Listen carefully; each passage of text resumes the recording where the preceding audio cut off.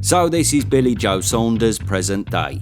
Not sure if we should expect a comeback anytime soon, blimey. And anyway, to be honest, he seems more interested in local fights these days as opposed to getting in the ring. Simon, come Monday morning, my old brother, be at Annie McGinley's yard, McGinley, and I will be there Monday morning. If you're not there, my old boy, you're a shitbag. Yes, a good old bit of traveller beef, love it. But yeah, well, if this means time's time in his career, then good luck to him. He's done blinding. But you know what? It really would be sad news, wouldn't it? I bloody love Billy Joe, and at just 34 years old, a former world champion who was outboxing Canelo at stages in his last outing, who has so many good fights still available to him, you just would have thought he had a lot more to give. So what happened to old Billy boy then? Well, as you know already, some days Billy woke up in the morning as a level-headed guy and an absolutely brilliant boxer, and other days he woke up as a total fucking menace. What was the reason of giving the WBC title to stand over on the right?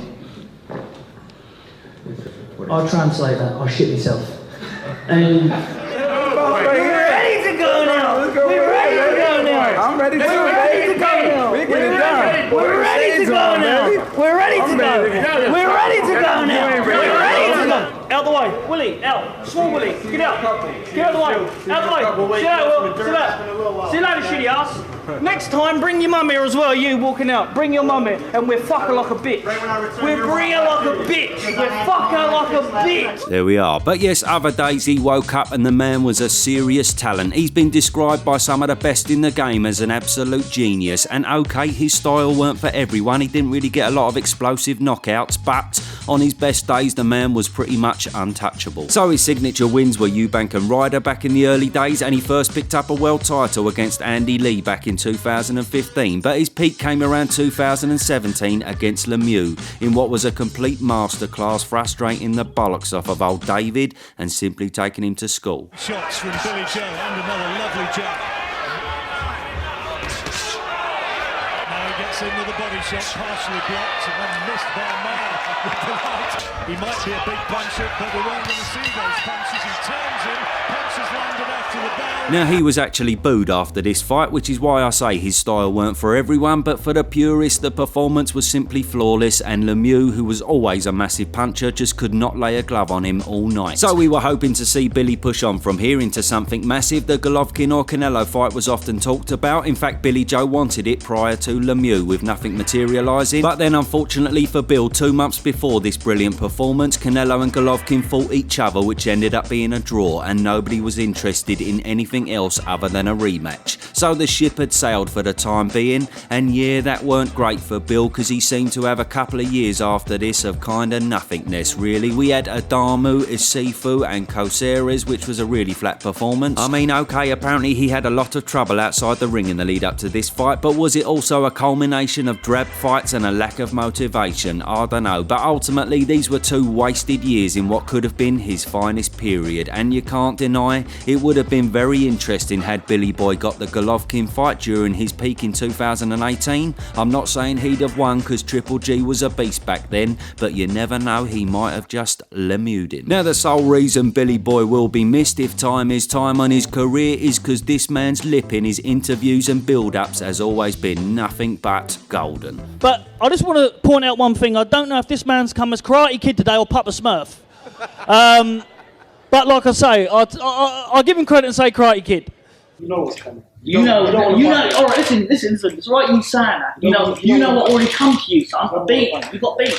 You've lost. You've lost. Your O's gone. Hang on, but your O here. Your O's in that pocket there.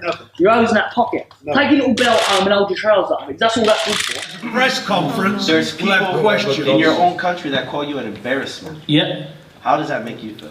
Damn good. Damn good. It makes me feel damn good, because I tell you what, most of the haters are going to become lovers, and you are as well one day, my friend, and stay off the pies. Yes, standard Bill. I mean, the best way to describe this man is he's the type of person to shit in your kettle and ask if you want a cup of fucking tea. He's just a complete wind-up merchant, an aggravator and a menace, but we bloody love it, don't we? Although, to be fair, he didn't always get it right. He had some wobbly moments along the way. If your old woman's giving you a little bit of mouth, and you try to be patient, you try to be calm, cool, but 7th day, you're just about to explode. All of a sudden, she's coming at you now, spitting a bit of venom in your face, ready to say something. You may have left the dishes out. So as she comes in, she's just about to say something. All of a sudden, you explode, bam, on the chin. And all of a sudden, you just dip down on that knee, whip, and spring up. So you finish her off. Punch him in the face and I'm going to give you 150 goods worth. Punch him in the face. Go on, I'm going to give you it right now. Punch him. Go on, he's a I'll punch him. I need your man. I'm not hang on, man. Anyway, back to boxing, and after a solid performance against Martin Murray, it was good to see Bill get his Canelo payday. And although the Mexican was on a Brit-destroying rampage at the time, a lot of people still thought Bill could do it if he's as methodical and elusive as he can be. Okay, he was never going to be able to knock Canelo out, but he did have the skills to pay the bills, and after a few rounds when he began to ease into the fight, having real success, it was becoming a serious possibility. And not only is he scoring more right now, Chris Mannix, but he's fighting with confidence. Horrible with the jab, smart jab, just like that. Smart jab, yeah. Don't get too confident, but I don't want to speak too soon, but this is good work from Billy Joe Saunders. It's great work by He's Saunders. relaxed. He knows Swing and a miss by Canelo. You don't see him miss by that much too often. Saunders doing the job defensively, caught him with a quick short hook on the inside. However, it all changed with a perfectly timed uppercut from Canelo in the 8th round, halting the legendary Billy Joe in his tracks, and also the strong words he had on Daniel Dubois with how he handled the Joyce fight came running back to haunt him. So I'm never going to criticise a man if he was seriously injured or whatever has he done, but, you know, get carried out the ring, brother. Get carried out the ring. Now, he addressed this in an interview with Simon Jordan and... Simon Jordan. He said he was forced to retire there and then by Ben Davison, who saw the extent of the damage to his eye, so I suppose it weren't exactly his choice compared to Daniel, but still, in hindsight, it probably was the right decision and has saved him for another day. However, since then, there ain't been another fucking day. Yes, it's been over 3 years now. He's threatened to come back here and there, but nothing so far, unfortunately. In fact, in the same interview last year, he alluded to it then as well. Have one best performance of your life where, you know, you can show what you have got and then be done with it. When? I'm going to fight in December. Are you? Yep. I'm going to fight in December. Look, I'm not going to say... Got an opponent? No, me and Eddie's... we won't have a You're going to go back with Eddie Hearn, are you? Going to go back with Eddie, yep. In what weight class? I'll probably fight at 12.6, 12.5. So yeah, December didn't happen, and judging by the latest pick, this December looks a bit fucking unlikely as well. But then again, is it really the end? Because think of the money out there nowadays with Saudi and that. I mean, he looks like he's eating the fucking Canelo purse, so I just get the feeling we may see him again for another big payday. Not to mention, look who's still calling his name to this very day. The amount of names I have on my hit list, it's incredible and it's exciting. Domestically, we have great fights. Conor Ben, Billy Joe Saunders, who I'd love to get my hands on. Yes, out of history. Who wouldn't want to see that again, eh? Imagine the build-up. That belt, I mean, listen, if I boxed you, that belt wouldn't be on the line. If you want to box me, I'm not fighting for that. I want to embarrass myself. You told me I won't beat you. Did I beat you? No. You just a minute ago.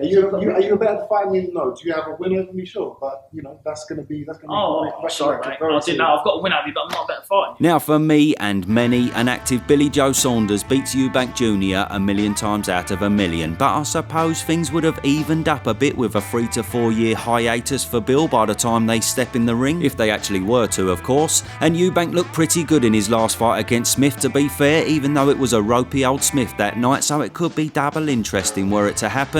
And to be honest, it's the only fight out there for Bill, and if he comes back at super middle or light heavy like he says, what's the point of going in against a foreign name when he could earn a fortune in a domestic clash against a man he's already beat? It's a no-brainer, really. So hopefully we see Billy Boy training again soon, but it's all up in the air at the minute. It's the curse of the Canelo payday, I tell you. After fighting him, we've seen Jacobs decline, Fielding decline, Kovalev decline, Caleb Plant a little bit, then Ryder's retired, plus Billy Joe himself has been a victim of it as well. They seem to get the dollar and take their eye off the ball. You can't blame them though, they deserve it. But ultimately, we just bloody love to see old Billy Boy come again. We shall see. Let me know your thoughts and adios.